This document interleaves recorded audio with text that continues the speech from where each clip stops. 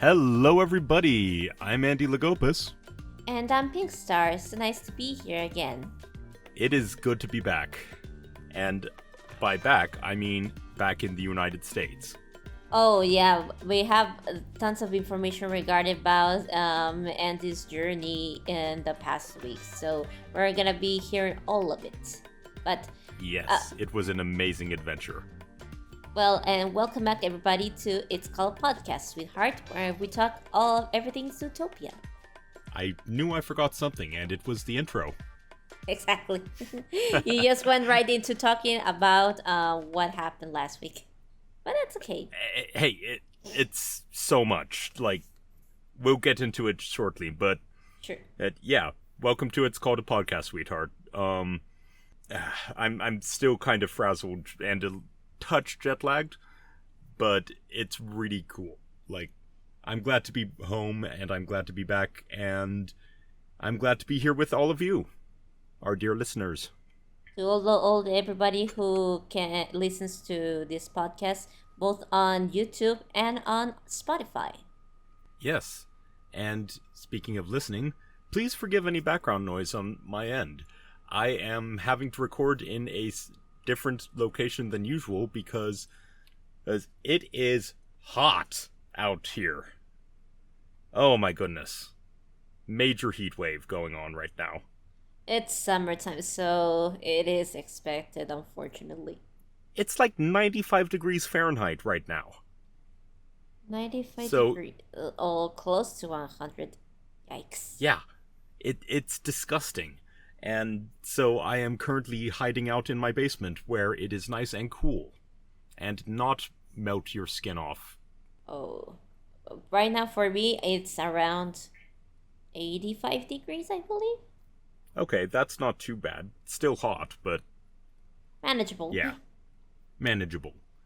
So yeah, if you hear any like fan noises and stuff in the background, we'll do our best to get them out, but just in case, that is why. Yeah, well, we're gonna I forgot the word. Whatever. We will survive and Yeah. just we try will to- overcome this. yes. And hopefully it'll be cooler by the time it actually goes live. Hopefully. And well, once again, as we always say, thank you for all the patrons that support this project that is ZNN. Yes, and remember, $10 tier, you can join us live in our live studio audience, hello, and ask questions at the end of the episodes. They won't go into the episode, but we can do a special, like, bonus feature for Patreon. You're gonna be able to listen to everything as we are recording this, all our mess ups, our mistakes, everything. If we need to do a retake or anything, you're gonna be able to listen to it if you pay the $10 tier on Patreon. Yep, we've already had a couple. Hopefully, y'all can join us, and that'll be a lot of fun. Of course. It's your support that makes it all possible. Well, what news do we have prior to talking about your journey? Yes. Zootopia issue number 4 came out. That was really good. Yeah, Dynamite Comics again. This series of stories that becoming run by Jeff. Yep, Jeff Parker and Alessandro Rinaldi. Yeah, the artist of these stories. Yeah, they're fantastic, and while their canonicity, is that the word? Yes. Is kind of up in the air. Hey, they're great side stories. Yes, they are very fun, and we have interesting side characters, and also the adventures of our favorite cop duo are very funny. Oh yes. So if you want more Zootopia, definitely check those out. Yes, and I think from the side of Disney parks, I believe that it has been confirmed that Better Together, that it will be a Zootopia attraction at Animal Kingdom. It's going to be written by Jared Bush, I believe. Yes, it is. Yes, it's really So nice that to is see. exciting. Yeah, And we have already known that Jennifer Goodwin has already recorded some of her what she's going to be technically singing, yes, in the attraction. Now that'll be interesting. I I mean, I know Jennifer Goodwin has a great singing voice from Once Upon a Time and such, but it'd be interesting to hear Judy Hopps singing. Yes, she also had a bit of a singing part in Sophia the First with the character of the date, and All right. it sounded nice. So we just have to All wait and right. see. That we will. Okay, now to the main course in this episode. Yes. So, for those who may or may not be aware, I recently had the opportunity to go to the Annecy Film Festival in Annecy, France. Sounded so incredible that you were able to go there. Yes, and that was also partially thanks to y'all. We did a little bit of a fundraiser auction for it, and some of y'all chipped in, and it was great. And it made it possible for me to go and conduct an interview with Jared Bush. I still can't believe that happened. Amazing. That was so cool. And all this happening over there in France and Europe, then yes, the other side of the world. Yep, all the way out in Europe. So, how do we want to do this? Like, day by day, play by play? We should go to Highlights the or... highlights regarding Zootopia, yes. Okay, well, see, I have said that we'd have a big spoiler warning for that section. So... Beware. Yes. Spoilers abound here. Okay, let's get into it. So, the trip started off like a normal trip, like, it was something like almost 24 hours of traveling, which was absolutely exhausting, but the place I was at was absolutely stunningly gorgeous. Now, I must say I am incredibly jealous of anyone who lives in France. We can say practically what is outside of Paris, perhaps? So Annecy is close to the Alps. It's near Switzerland. Oh, okay. And the place I was at was this really tiny little village on the outskirts in the countryside. So small they didn't even have a grocery store. Wow. But if anyone is ever traveling in that area, I highly, highly recommend you get an Airbnb in the town of Boussy. Boussy. Because, my goodness, it was incredible.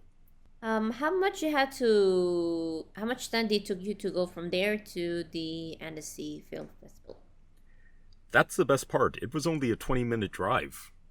Oh, that's pretty good. Yeah, but like 20 minutes where I'm at, 20 minutes will get you from my home to the mall. Like, it's fairly much the same sort of environment. 20 minutes there gets you into the middle of nowhere, basically, and just pure, like, alpine bliss. Yeah, it very charming. Anyways, so from there, I went to the film festival. First off, I have to say that Annecy itself is a gorgeous city.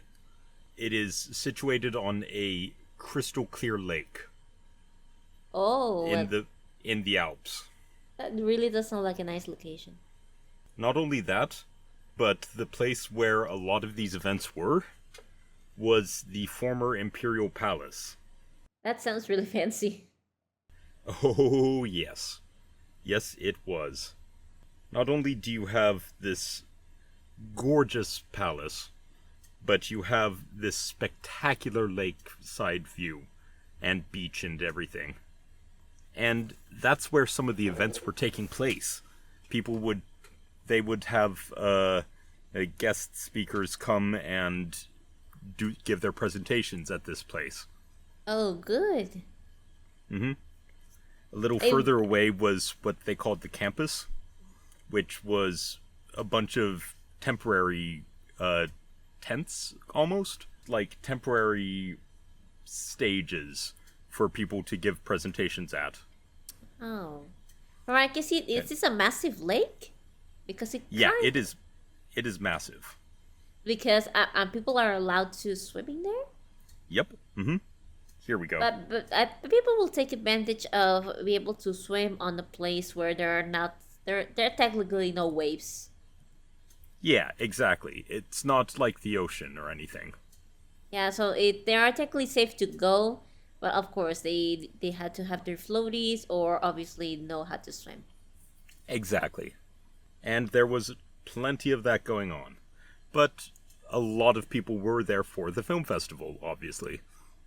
Sure. So, after getting my badge, I was able to go and catch the first Disney presentation, not of the week, but of that I was able to get to, because they'd had 2 other events earlier in the week, but obviously I was traveling those days. So, it was cool, because it was The Winding Road to Story with Hilary Bradfield, who worked on Encanto, Frozen 2, Iwaju, and was head of story for, and is head of story for Frozen 3. Oh, okay. We're not gonna know anything about Frozen 3 until into a year. Well, yes. So she's currently working on Zootopia 2 as well. Okay. So, there's no news about either of those from this presentation, but it was a really good look into how she started out and how she kept applying and getting rejected and applying and getting rejected and applying and getting rejected over and over until eventually she had progressed enough that when she sent her portfolio over to the recruiter, he was like, yes, welcome aboard. But Very that was good. for the apprenticeship program. She started as a story apprentice in 2017 and has worked her way up since. And it was really enlightening. There was a whole bunch of stuff about the animation process and how story develops at Disney, because one thing I didn't know before is they will spend a lot of time just trying to figure out who the characters are, and they will make entire scenes with the knowledge that it will not be in the final film, specifically to figure out what the character is like. It's kind of like beta testing the characters. Basically, yeah. Basically. So she showed a little scene with Mirabelle from Encanto, where they were... what was it? Basically, she was, talking to the camera directly and going over different, potential outcomes of her talking to her abuela. And... Yeah. Okay. and such, and how she was imagining that scenario would play out. And it was very cool. It wasn't something that ended up in the movie, obviously, but it was a great exploration of the character. And they do this all the time. But that sounds like an interesting.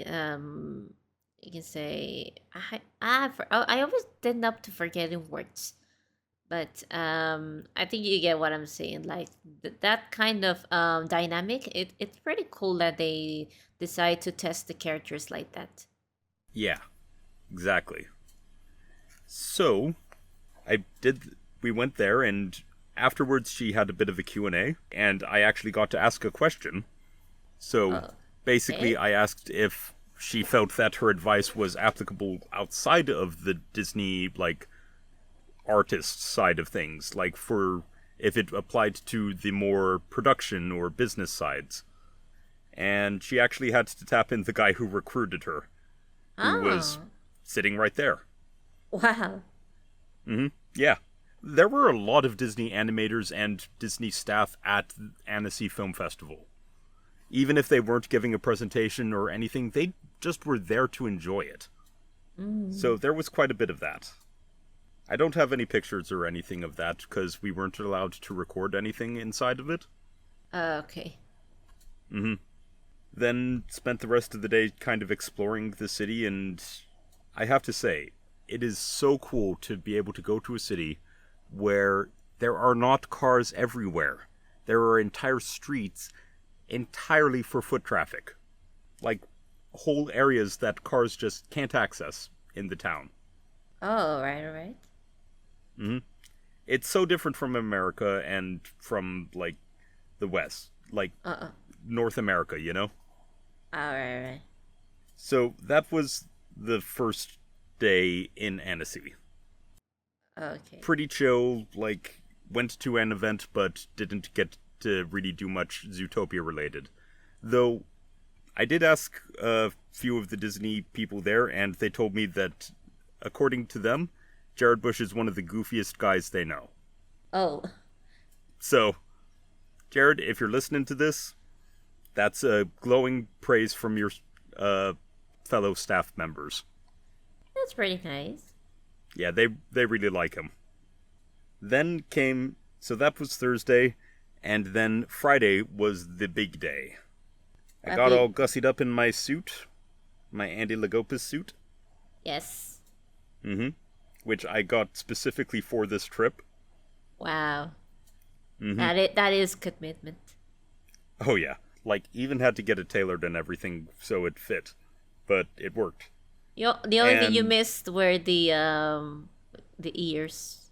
yeah, I didn't have fox ears or foxtail, but the rest I think I got pretty close. Yes. It was the brightest blue suit I could possibly find. I'll put it that way. It looks nice. Thanks. And I met a Judy cosplayer there. Yeah, very good. Yeah. So, first thing was a signing session with Jared Bush, where he had a bunch of the lithographs from what we saw at D23. So he had a giant stack of those and was signing them for anyone who wanted it. Yeah, the concept art. Yep. With all the characters. Including some that I think have already been replaced. In a way, yes. Like, now that I think about it, like some characters, I think the concept changed, I believe. Mm-hmm. Like, for instance, from what I remember from the Zootopia 2 teaser trailer, like we saw the mouse on the drone. We saw Fennec on the bunny outfit. Mm-hmm. We saw what was it? The iguana. It's something pretty close to iguana, but instead of wearing a suit, they have a kind of like a cowboy outfit. Yep. We saw a bear, but the bear we saw was practically a cub. And here on the concept art, we see them kind of like if they were on a circus, on a motorcycle. Yeah. Well, I think the biggest one is the mayor. It's no longer the giraffe guy. It's Mayor Wind Dancer now, who is nowhere to be seen in this lithograph. Yes. The interesting thing is that Gazelle here is wearing a green dress, where in the teaser trailer she wears her first outfit on the Zootopia film, the original. Mm-hmm. Yeah, the same one as before, yeah. So he was signing a ton of those. Right. And I managed to slip in at the very end of the line. Oh. Like, I got there just in time. Eventually I got up there, though, and he recognized me. Oh. But, like, he knew I was coming, and I was admittedly in a very, like, distinctive outfit. Yes. But it was so cool. He was like, "Hey, how have you been? It's been a long time. I haven't seen you since 2017. Like, what you been up to?" And it was just so cool. That's pretty nice for him to remember that the last time you were able to meet. Yeah.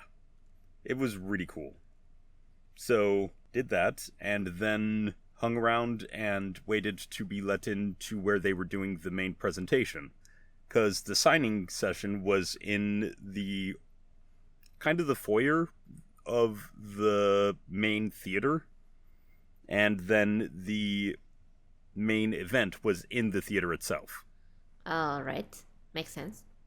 Because I'd been invited, though, I got to skip the line. Great. Uh-huh, yeah. Privileges. Privileges, yeah, exactly. They let us in a little early and let us find seats and such wherever we wanted, basically. And so I was front and center, 4 rows back.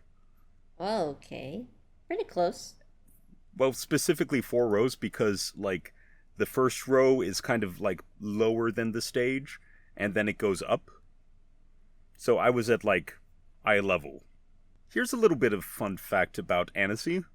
There's a tradition there where while you're waiting for a, like, show or movie or whatever it is to start, people will throw paper airplanes. Let's see. Yeah. They'll throw paper airplanes specifically with the goal of getting them to the stage. Oh. And if a paper airplane goes all the way to the stage, everyone will clap.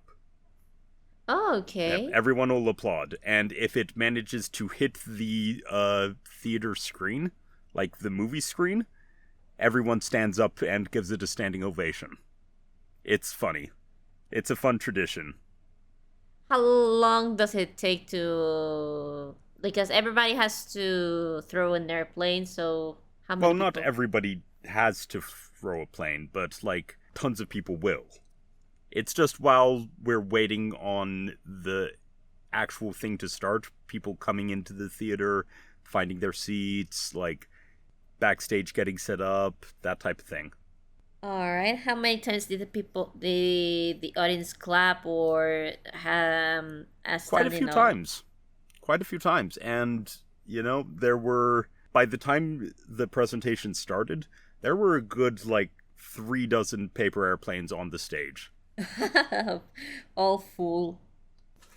And at this point, I'll also give a shout out to Audrina, who also runs the Zootopia.Disney account on Instagram. She was there first in line for the signing, and first in line to get in the theater the normal way. Oh, So, that's pretty nice. I do remember her that she had submitted her what Zootopia meant to her when we did the episode about 9 years. Yes, I do remember it, right. Audrina. I completely forgot about that. Oh, I did not make the connection that she was the same person. Wow, okay. Yes, it was her same name. Yeah, Like okay. I remember she had mentioned that she didn't know any English prior watching Zootopia, and that after she watched the movie and to be able to talk to fans and everything, she started to learn English because she mentioned that she was worried that her accent perhaps it was gonna sound weird because she's French, but we complimented her. We praised her that hey, your English is pretty good. Right. Your French. I am so sorry, Audrina. I did not make that connection until just now. I'm so sorry, but like she sat right next to me, and we were both like frantically taking notes. Okay, so that was the view from our seats. It was a lot of fun, and so they come on, and it's Jared Bush and some of the people from the Annecy Film Festival, as well as I keep blanking on the guy who did their interview of sorts, because it started off with a Q&A. Peter de Bruges, the chief film critic from Variety magazine, was conducting an interview with both Jared Bush and the legend Ron Clements. Ron Clements, yes, of course, we know him. Mm-hmm. Director of The Little Mermaid and Hercules and so many other classics. Yeah, exactly. Mm-hmm. If you've ever heard of Musker and Clements, he's the Clements. Yes, they both have worked together in many projects on Disney. Aladdin, yeah. Great Mouse Detective. So, and most recently, Moana. Exactly. Moana was his last film before retiring. But they had a special announcement here. he's coming out of retirement. Kind of the same thing like what happened with Hayao Miyazaki from Studio Ghibli. It's practically the same thing. How many times has Not quite. But I meant it. He's gone in and out of retirement like crazy. That's what I said. Like, are you really going to retire or not? Yeah. Well, in his case, it's more he's returning to mentor the next generation of animators, rather than returning to the director's chair. Yes, which makes sense. But it was they had a very fun Q&A, talking about both Ron and Jared's kind of history and how they got to where they are. There were a lot of things like that they revealed at this Q&A that we didn't know before, like just little bits of Disney trivia. Oh, pretty cool. For example, in The Little Mermaid, they had a shot with the CAPS system, which stands for Computer Animated Processing System, I think. I could be totally wrong. And Little Mermaid was one of the first ones with it, but apparently the one shot that used it was such a pain to get right. It was like the rainbow at the very last, second to last shot, like when King Triton like raises his trident and like casts a rainbow over the boat. Yes, I remember that scene, yes. Yes. Apparently it was so difficult that they had to add a whole other like final shot just to make it not look awful. And it doesn't look bad. I mean, the transition was pretty good. But, yes, but apparently it took like weeks to get it to work. And they were already at like the end of the movie's production. So that was a funny little bit of info. Well, the film was produced on the mid-'80s, so it's understandable. Yeah, like late 80s, early 90s. Yeah, but well, The Little Mermaid was released on 1989, so The Little Mermaid was worked on the mid-'80s. Yep.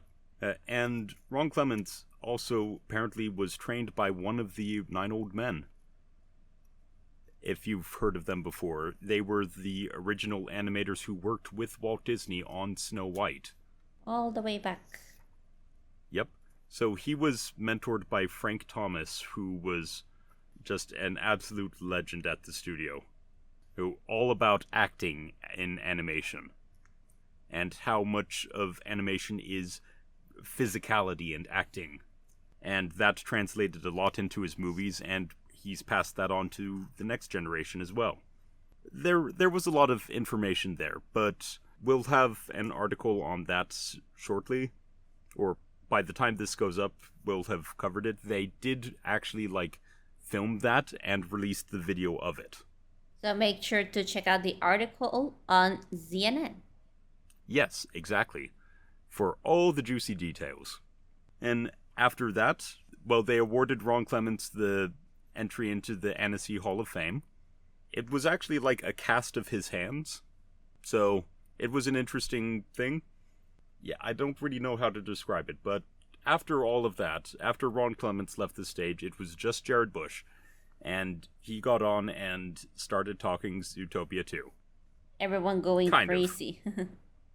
Oh yeah, everyone was so excited for it. And I mean, he didn't exactly start with Zootopia 2. He kind of told a little bit about his background and his history, how he got to where he was.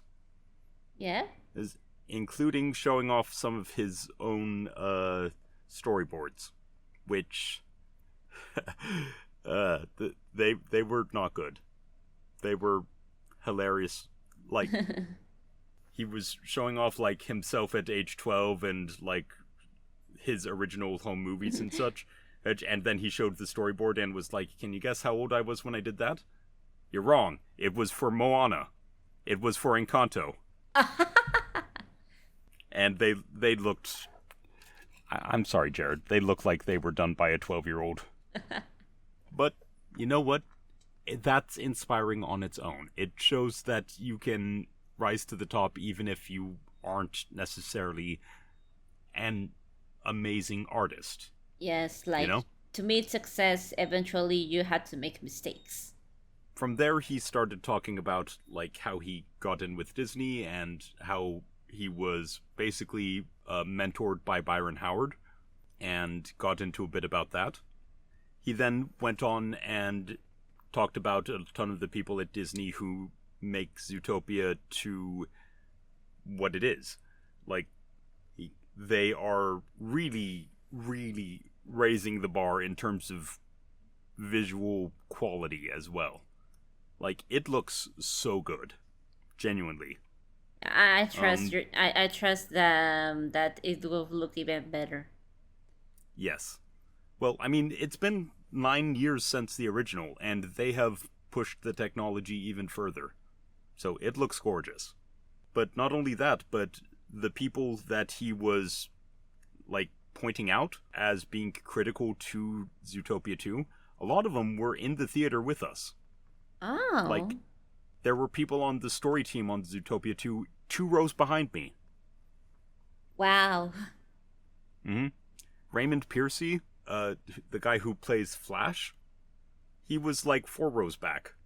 Yeah, I did say that. You shared it on Twitter or just on Discord? I don't remember. I think it was just on Discord, but here, I'll share Yeah, it here as well. I remember seeing that clip with him and was like, yeah, that's pretty much Flash. Yes. It's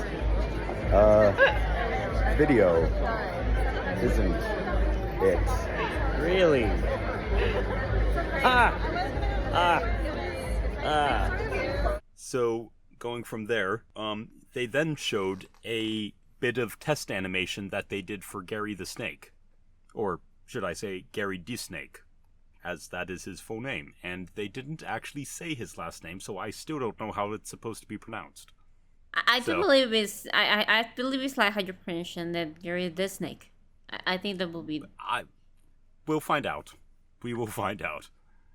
So they did a test animation with Gary, with Ki Kwan going on the Stephen Colbert show. Yeah. And they'd taken that little clip of him, like, telling his little story, but, like, acting it out as Gary. Uh-huh. So that's a thing they do sometimes at Disney. They'll often, like, take a clip of the celebrity they want to voice this character, and they'll basically just, like, animate that character speaking that celebrity's line, like, whatever they were saying in that clip. Yeah. Yep. I do remember that contrary to with other movies, even Disney, where people audition to perform the characters, like for instance, we previously mentioned Moana, that they had to audition many different young girls to voice the main character until at the end Ali is the one who was picked. Even when she knew nothing about acting, but she auditioned, and the producers and they really liked what they heard for the character. In that was completely different with Zootopia, where both Byron Howard and Rich Moore already knew, they had in their heads who wanted to voice the characters. Exactly. Like, even just with Moana as an example, they knew they wanted The Rock as Maui, so they did a little test animation for him. But they've done this all the way back to, like, Aladdin with Robin Williams. Oh, of course. Well, I meant that it's a mix of both occasions. But I meant in the case that they have to mix with most of characters. But in the case of Zootopia, like, they picked everybody who wanted to make this character. Like they knew who they wanted to voice. Like they personally picked everybody. They picked who wanted to be Mr. Big, who wanted to be Clawhauser, Bogo, Bellwether. Everybody was personally picked. Except Flash, because Flash was originally going to be cast by someone else, but basically they loved Raymond's voice so much that they just kept it. But I mean, he's perfect for him, so. Sure, of course. Now he got into the part where talking about the story. So, spoiler warning. Spoiler warning. Final warning. Spoilers. Spoilers ahead. Okay? You good? Spoilers from this point out. I claim no responsibility. Okay, we're good to go. Then. Okay. So, Zootopia 2 starts out with Nick and Judy 1 week after the ending of the first movie. Yes. And they are on an undercover operation that goes very wrong. That's pretty messed up, like, considering how they, from what we see from the first film, how they were able to connect the clues or finding more leads to solving the missing memo case. How they caught up with Flash at the end of the first movie, like, for they're suddenly messed up. Okay, that's an interesting contrast there. Like, Well, things are okay, not so- perfect right away. And that's basically it. Things aren't perfect right away. They think that they're good together, but they do have very different styles of being cops. Judy is very straightforward and go ahead and rush forward, whereas Nick is a lot more laid back and relaxed about things. And their first official case together doesn't go well. According to Jared, what did he say? Dead mice everywhere. No, not actually, but yeah, it ends in a big car crash. So it has to be a different case rather than the one we saw on the last film. Yeah, no, it's not the street racer thing. It's 1 week after that. Okay. Mm-hmm. So Yeah. I will have to think that the Gazelle concert was also that same day or something like that. Yeah, that was the same first day, and then it's 1 week after that. Okay then. Mm-hmm.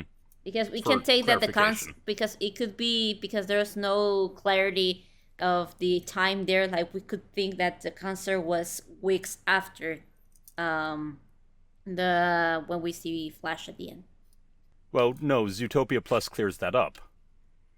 Because they were going to the Gazelle concert when they got pulled over. Oh, okay. Remember? Yeah, yes. Mm-hmm. And Sam was in the back just like, I think I'll walk. Remember, if you haven't watched it, you can check out Zootopia Plus on Disney Plus. Yep. So, it's a week after that. First case, gone poorly. Bogo is furious. He's all like, you two need to get your act together, or we'll be pairing you up with different partners or something like that. He didn't actually have a direct quote, but essentially he forces them to go to the partners therapy, which is where we see Dr. Fuzzby for the first time, the Quokka. Yes, we do remember this character. Mm-hmm. So she is a bundle of joy. Basically, there are a couple of other pairs of ZPD partners that are having issues.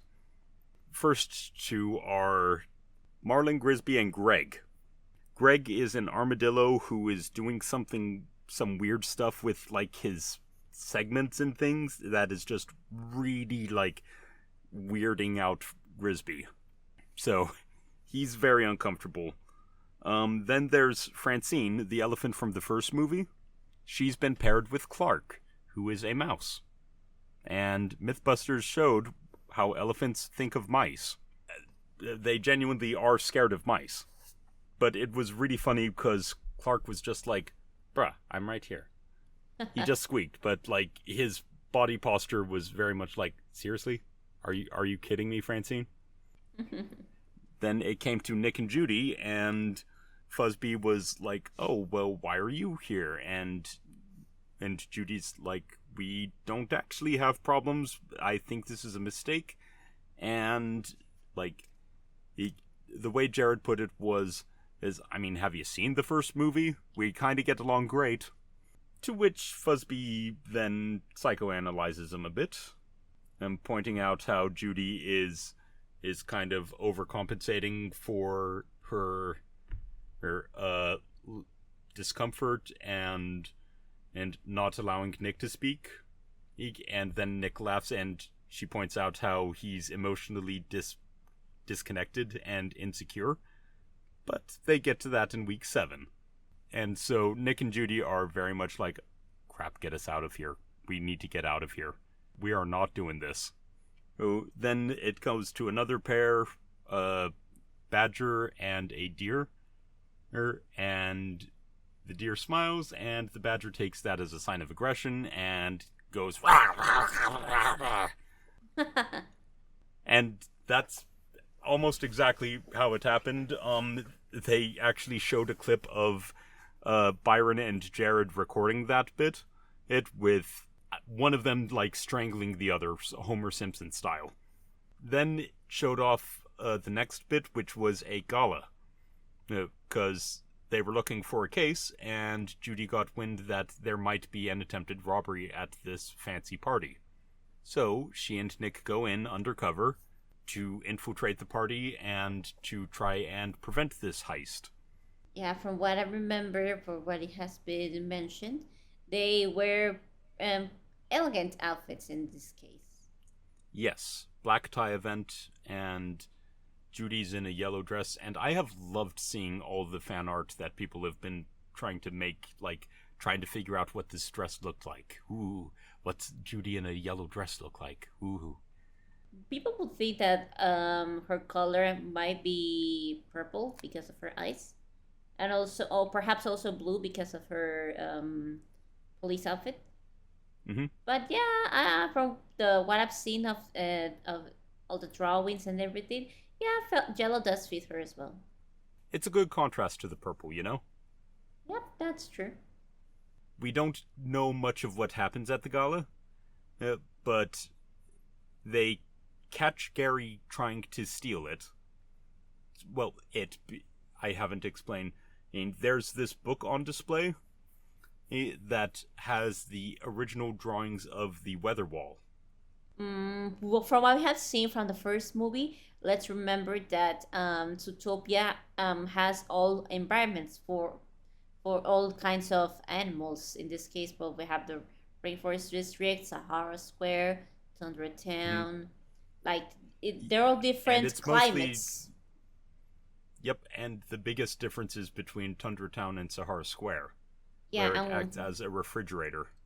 Yeah, and we will think how they make Zootopia manage to get all of these ecosystems together. Mm-hmm. And we find out here that it was the product of the Linksley family who put it all together. They're the ones hosting this party and have this book of ancient knowledge on display. And for whatever reason, Gary is there to steal it. Yeah, because apparently this book is very confidential. Like, not the whole public is aware of this book's existence. Yeah, it's not made clear.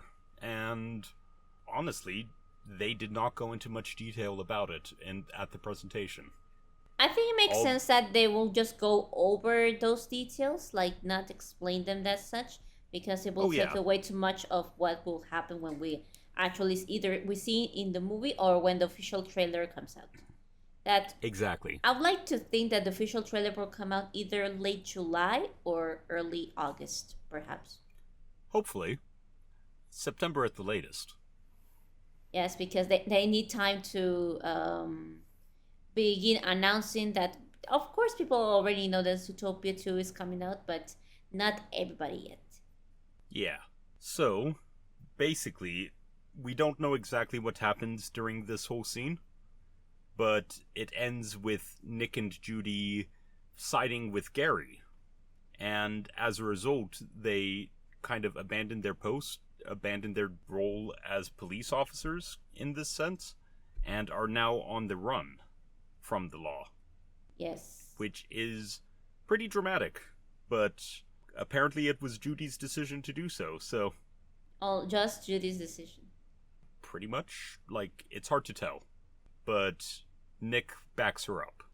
So then they go to Mr. Big for help. After Nick smashes Judy's phone, of course. Hey, it's the first thing they'll track, so...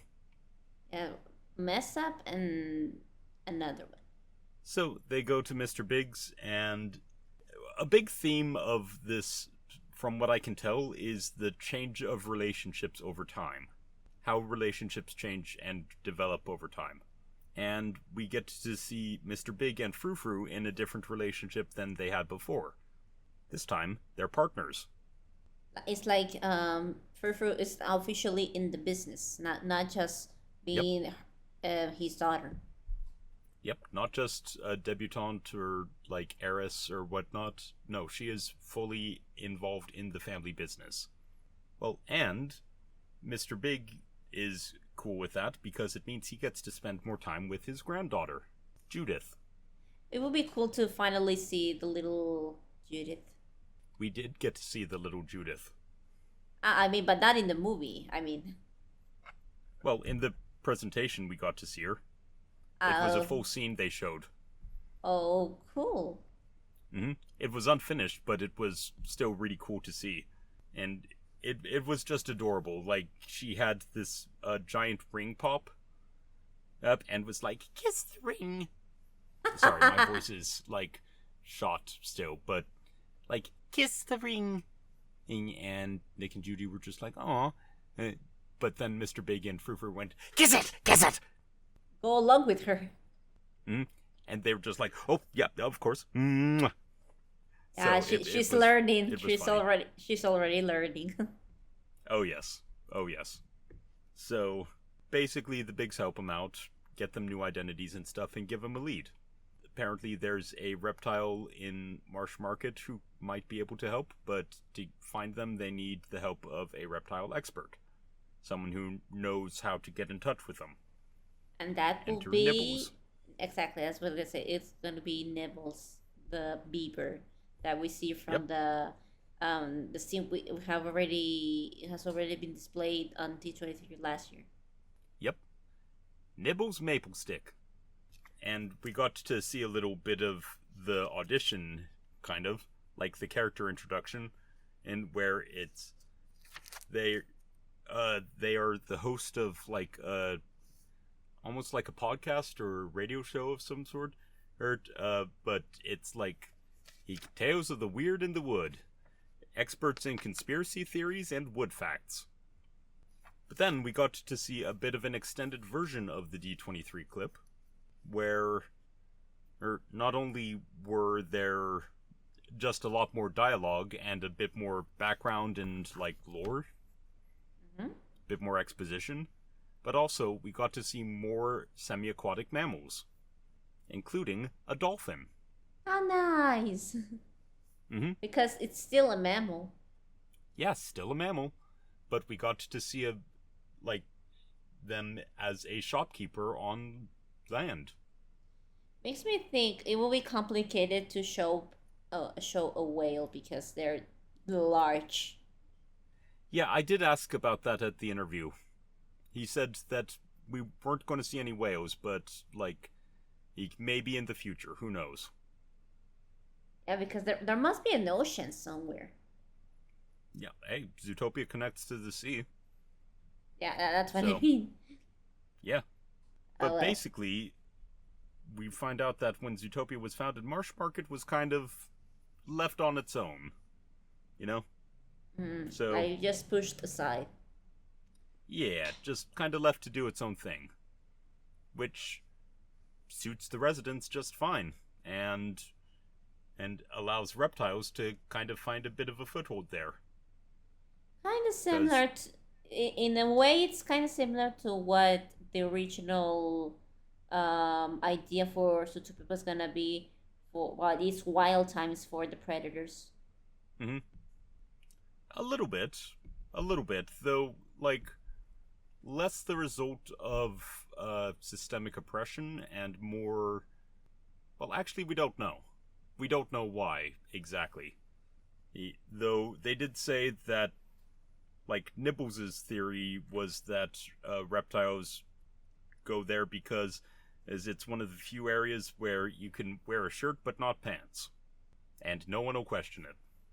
Which also makes sense because a lot of the mammals there are semi-aquatic. Yeah, and would have flippers rather than legs.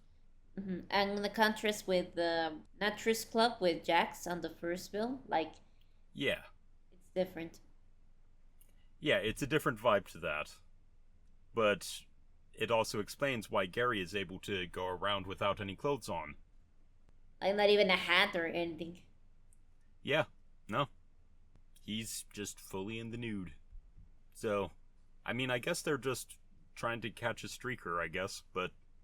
But in the end, it makes sense that that Gary doesn't have anything, because how is he gonna put on a hat or glasses or maybe even a tie? How he has no arms? How he's gonna be able to wear anything?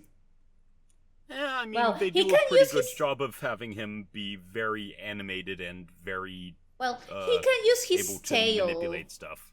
He can use his tail, now that I think about it, but um, they will have to really he has to master all kinds of movements with his tail to be able to maneuver and kind of like dress himself, like if it were the case, like Mm-hmm. he doesn't have to wear It'd be very complicated. like perhaps just wear a glasses and a hat and that will be it. That or maybe like a giant tube sock. Yeah, That'd be because funny. if he would wear anything, it would look strange. Like Yeah. I mean, snakes just in general don't really, like, work with clothes, so... I mean, then again, like, the bad guys did it well with Mr. Snake and that, so... I don't know. You could be right. Maybe he'll wear a hat by the end. well, we'll have to wait and see. Kind of something similar with what was his name? I forget. Remember Sir Hiss from exactly? Robin Hood? Yes, exactly. Like Sir Hiss. Yeah. Yes. Yeah, exactly. Because he also And wears Gary- a hat Gary and animates a lot like that. yeah, He because moves a lot like that, and kind of like he puts his tail together to make it look like his arms are folded and things like that. yes, and well, he also wears kind of like a coat and a hat, so perhaps he will wear something similar at the end. Who knows? Who knows? And it makes sense considering that Robin Hood is kind of like sort of basis for Zootopia because it was the original idea from Byron. Yeah, like it's very much Zootopia's like spiritual predecessor. But it's not in the same universe. No. Because people would like to believe that idea, but it is not. Let's remember that the movies are not connected to each other. No, they are not. Despite the headcanons and the fan theories and all of that, like you can have them in a crossover fanfic all you want, but at the end of the day, they're still separate universes. Well, let's keep going. So Yep. So basically, at that point, they're on the trail of a reptile named Jesus, which is spelled Jesus. It is spelled Jesus, but it's like with the U, with the dash over it. It makes me want to think like if they're going to have been practicing the original pronunciation, because Jesus, there's a big difference in pronunciation. Yeah, they go with Jesus. Is a plumed basilisk specifically. And they are known for being able to run on water. Okay. Hence the name. And well, because he wears kind of like a cowboy outfit, it does make sense that his name is technically Spanish, so yes. Well, not only that, but like they're also called the Jesus Christ lizard because they run on water. Right. They walk on water, but except they run. I'm sure there's a bit of footage I can find that has the example of it. Oh, from what we remember is that they go to him already or not yet? Like just Mr. May gave them the lead to him. Yeah, they got the lead to him. Nibbles took him to him. I think they talked to him, and at that point, it's revealed that the villains, whoever they are, have committed a murder over the book already.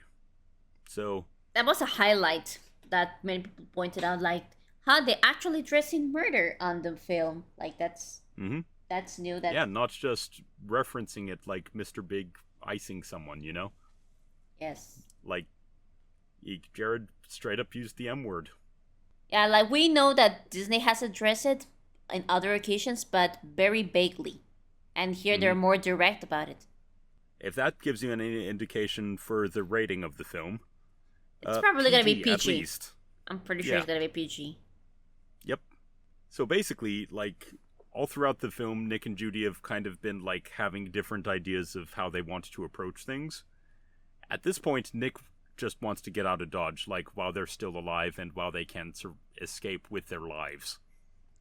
Yeah, even if he's still a rookie cop, like, he is still kind of, like, used to his old mindset about always being to the sidelines and not being involved if it's not concerned to him. Well, not only that, but he's got a very good sense of, like, how dangerous a thing is.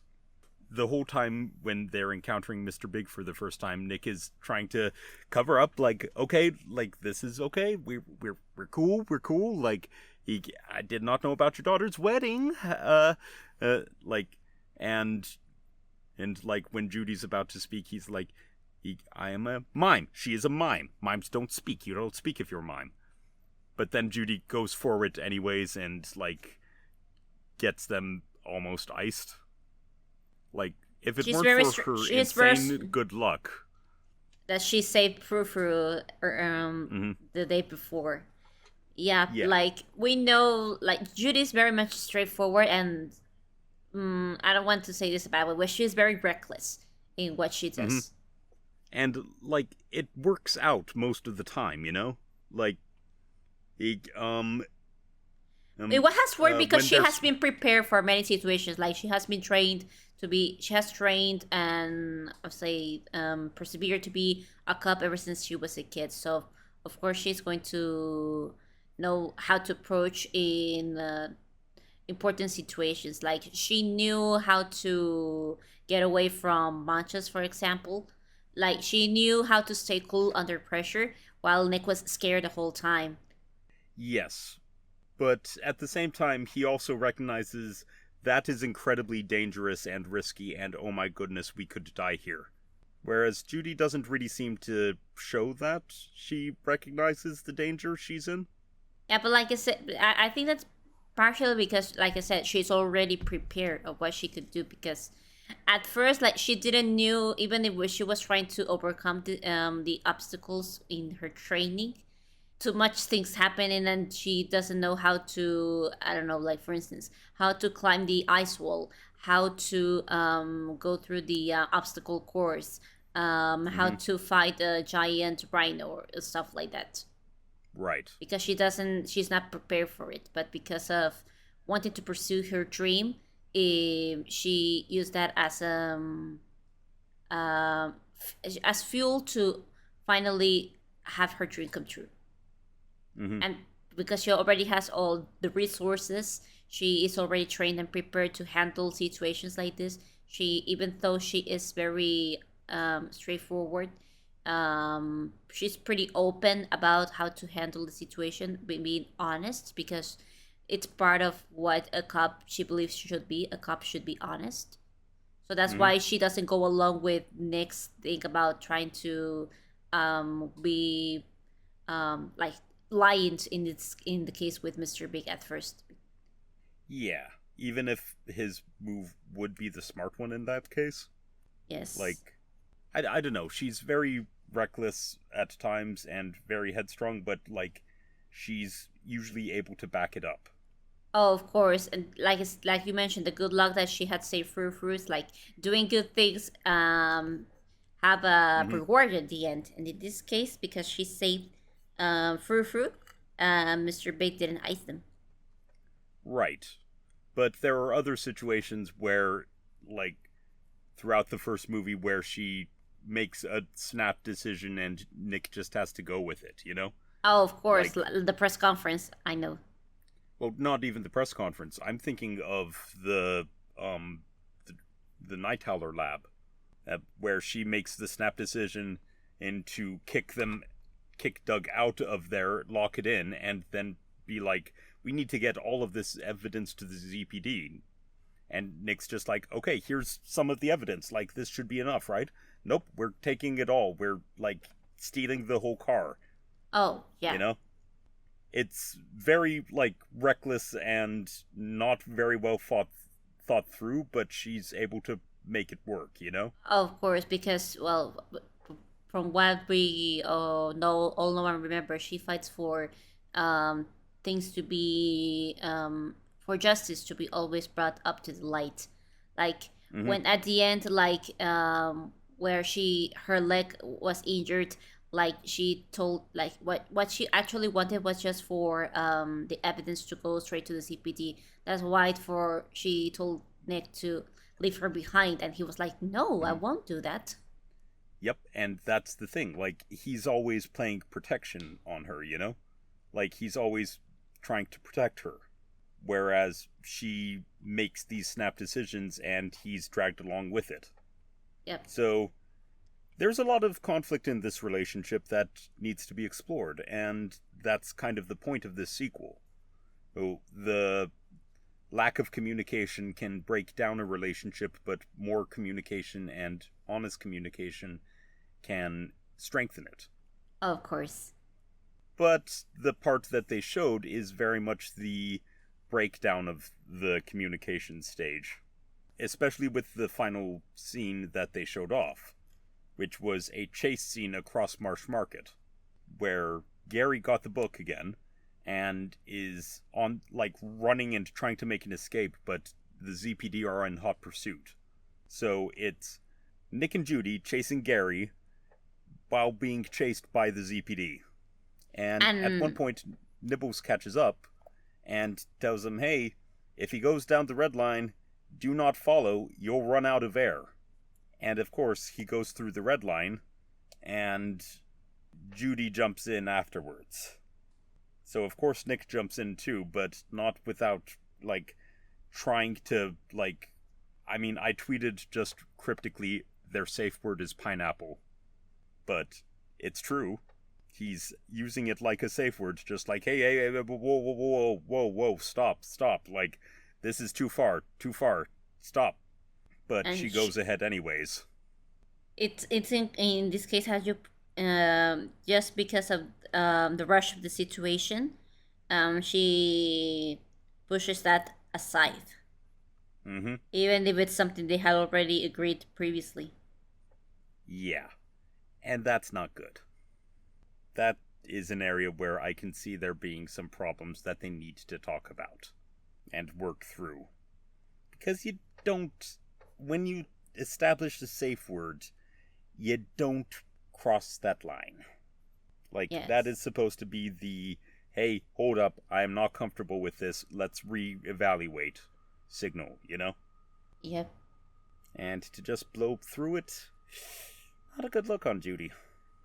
Like, we understand her thrive to pursue justice and want things to be right at the end, but she doesn't have to push herself for that. Exactly. Yeah. You also have to be cautious of the situation. Yeah, I'm a firm believer in the idea that evil is found in extremes, and it can be a slippery slope, and you don't even realize you're doing something awful until you have gone too far. Right.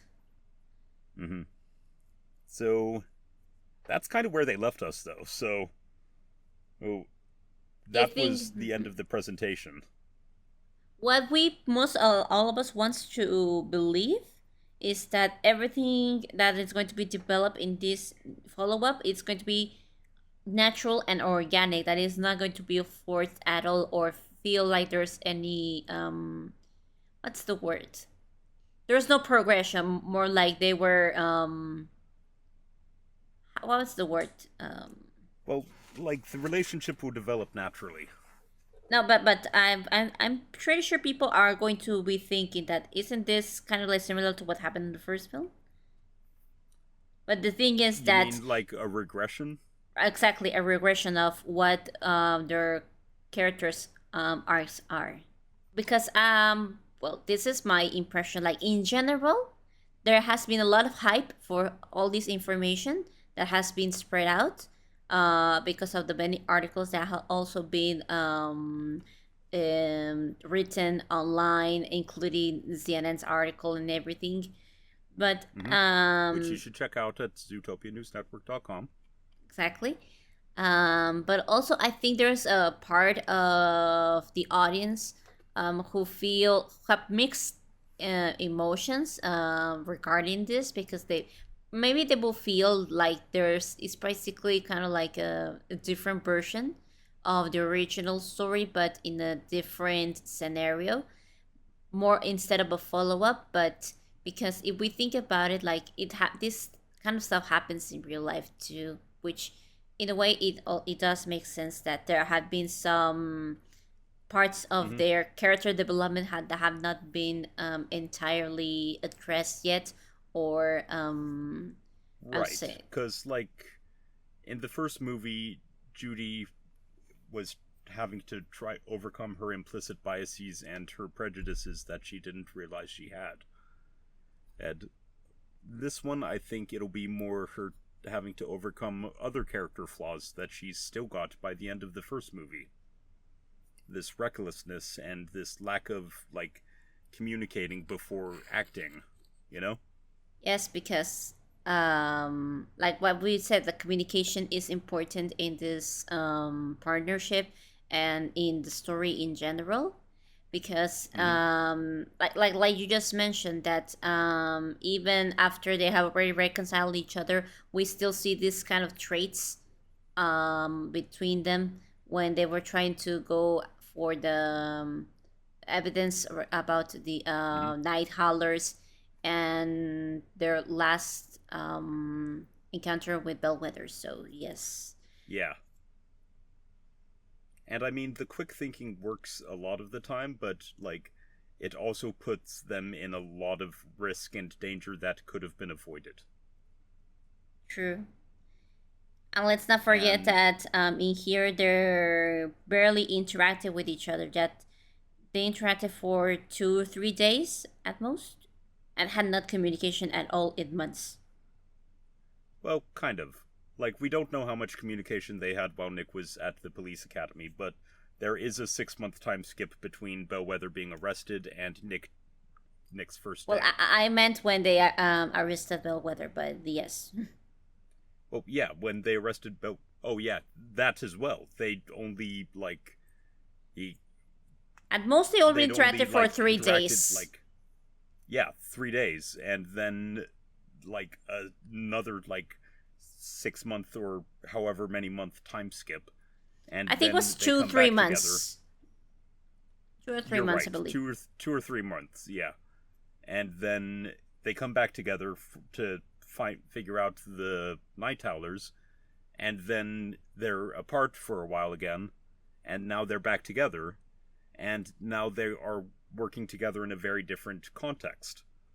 Yes. Because they aren't, like, exploiting a hustler, like they aren't a police officer like hustling a hustler, or two friends trying to, like, solve a mystery. Now they're co-workers. Now they're officially each other's partners who have to have each other's back. And that's a very different, like, relationship dynamic to what they had before. And there's going to be growing pains. So yeah, that was the presentation. But my time with Disney and Jared Bush and stuff doesn't end there. Because later that day, I got to go to the Disney barbecue and conduct my interview with him. Good. Which you can also check out at ZootopiaNewsNetwork.com. Anyways, so get to the interview, and it is right at on the edge of Lake Annecy, and it is absolutely gorgeous. And we literally, like, sit down in the shade of a tree to have this interview. Oh, cool. Yeah, like right by the beach as well. Yeah, we were just right by the water, or with the city in the background, and right next to the Imperial Palace Casino. Cool. Where a clear sky, almost close to sunset. Yep, exactly. Perfect time. Like, phenomenal. And sat down and talked with him for about 8 minutes, which was awesome because they only promised us 5. And then, and you can read exactly what was said there. Well, there were a few major takeaways, I'd say, but the thing everyone is focused on was my last question, which was simply Wild Hops. And of course, I'm he pretty gave a very coy, yeah, sure you don't know what I'm talking about. Yeah, But it also makes sense that it's not going to be answered, because if it does, it's going to cause a havoc in everywhere practically, and because like it has been previously mentioned that whatever option we choose, there are going to be people who are going to be disappointed. Like, people are going to be disappointed that they end up together, and all the people who are going to be happy that they're together. But it makes sense that they're gonna address it yet. Like, you had to watch the movie to know. It's also a way to engage the audience to watch and see the story. Exactly. And a big thing, though, he mentioned was that he did consider them soulmates. Which is different than being... Which is different from being in a relationship, yes. Exactly. It is very different, but he also talked about how not a lot of movies about relationships have sequels. So this is kind of treading new ground. True. So it'll be very interesting to see. And a big takeaway is that they're going into this with the feeling of, how do we do this in a way that's organic and feels natural and real? Exactly. Mm-hmm. And I know a lot of people nowadays like to, in this case, find more of a romantic connection in the whole soulmates thing. But it's not always like that. Like, a better way to phrase this is like, have someone who's kind of like kindred spirit to you. Yeah, exactly. Someone you can talk to and you just click. Yeah, and it doesn't have to... There doesn't have to be anything that's romantic at all. Exactly. Your best friend doesn't have to be a romantic partner. But not saying that it won't happen on this story. We have to wait and see until the movie comes out, because... Exactly. And there's still plenty of time for all of this to change as well. Oh, so... From what we know so far... what we'll see. For what it has been revealed so far, I think we only have around 30% of knowledge about what the movie will be. Yep. So exactly. It's only part of it, but we don't know a lot of it yet. So we don't have to be quick. They left a lot to the imagination. We shouldn't judge so quickly of if this story is going to be good or bad. If the movie will be very badly rated, and so we have to trust the team that they're going to do a good job. I know there's this prejudice nowadays, because that currently there has been lots of works about Disney that haven't been very well developed and everything, but considering that Zootopia, from what we have seen so far, it's very well taken care of and detailed and everything, I really like to trust the team behind of the sequel. Yeah, if any team is going to knock it out of the park, it's this one. And hence why they have taken... people coming back from the first one. We've got Byron Howard and Jared Bush leading it. We've got all these people who came up with the original and made it work. It's in good hands. And I'd say if there's ever going to be a team at Disney to trust, it's this one. Yes. It has been many cases, the recent one, in this case, Moana 2, where I believe people were very disappointed with what the main movie ended up being. How it was advertised and everything, so grand and big. And at the end, many people were not that satisfied with the story, because everything was kind of all patched up together, because it comes something similar with had It happened. started as a Disney Plus series. Exactly. Like something similar that happened with Atlantis, that it was originally going to be a series but ended up as a movie. Something Yep. similar happened with Moana. And also thing that had going for it is that a lot of the original team was not present on the Right. follow-up. There were other writers, which is very common to happen when it's a series based on a movie. Yep. We saw that, for instance, in Big Hero 6. Like the team, Or Tangled, the series, yeah. the people who were behind the movie were present in the series. But in this case with Zootopia, it's kind of similar with Frozen. Like the original team for Frozen was also in Frozen too. So I really want to. To trust. I'd say Zootopia was better than Frozen, and so I have faith Zootopia 2 will be better than Frozen 2. I want to believe that as well. I want to believe that as well. A lot of people loved, for instance, going a bit with Pixar. Inside Out 2, like many people believe that it was similar to the first one, but it's more of a follow-up because now Riley is a teen. She's not a child anymore, so of course there are going to be some stuff that are going to feel similar, but not entirely. Yeah, exactly. And that's kind of the point of this one as well. Nick and Judy's relationship is growing and developing further. So, they're the same people still, but they're growing and changing and learning. Exactly. I know that it has been a very long time, in this case, all close to 10 years. And of course, people from the audience, like those who have created a lot of stories, drawings, etc., also have done sort of based on in the Zootopia original world building to think up other scenarios and everything. Obviously, not everything's going to live up to the expectation or what you originally thought for those who have created comics or stories and so. But don't feel. And keep in mind, Disney is not allowed to read fanfic. Yes. So whatever headcanon or fanon you might think, not applicable when they're writing it.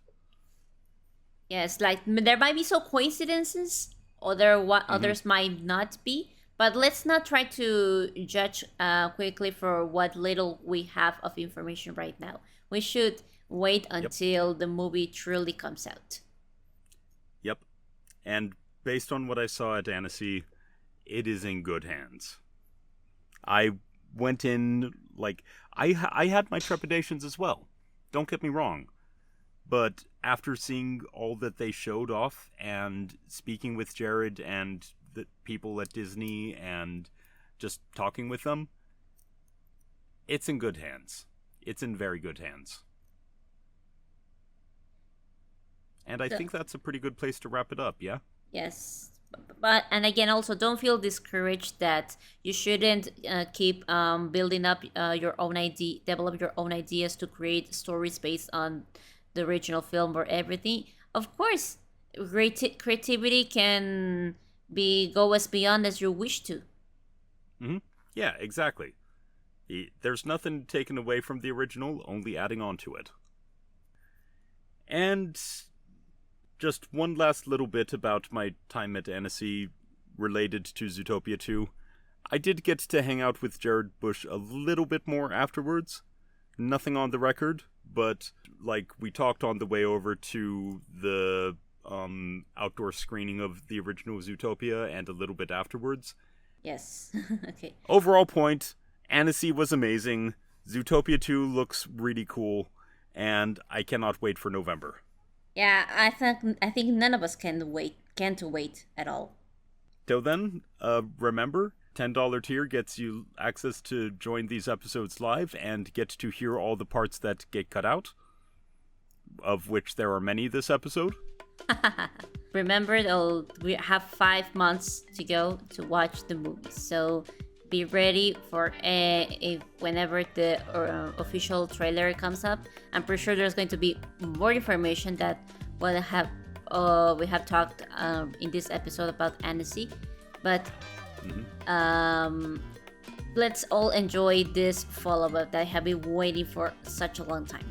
Let's enjoy it. Oh, yeah. And, yeah. Till next time, I'm Andy Lagopus. And I'm PinkStar, and this has been It's Called a Podcast, sweetheart. Boom.